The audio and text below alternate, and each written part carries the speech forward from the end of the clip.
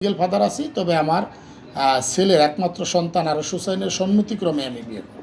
বিয়ের ঘোষণা তারা এখন দেব না, যখন বিয়ের ফুল ফুটবে তখন সবাই জানবে। বিয়ে তো করতে হইবে, মুসলিম মানুষ, বিয়ে ছাড়া কি থাকা যাবে?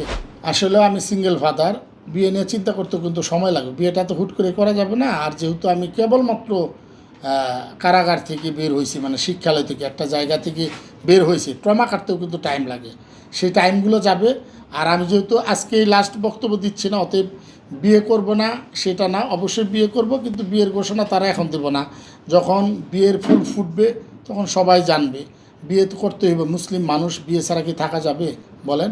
অবশ্যই আমি সিঙ্গেল ফাদার আছি, তবে আমার ছেলের একমাত্র সন্তান আরশ হুসাইনের সম্মতিক্রমে আমি বিয়ে করব।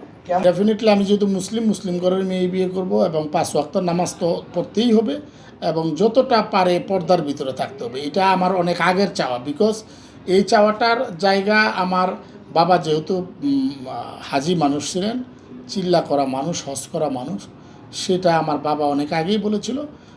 সেই জায়গা থেকে প্রত্যেকটা ছেলের স্বপ্নই থাকে এরকম। ছেলেরা কখনোই স্বপ্ন দেখে না যে তার ওয়াইফ রাস্তাঘাটে ঘুরে বেড়াবে, তার ওয়াইফ এইটা করবে সেটা করবে।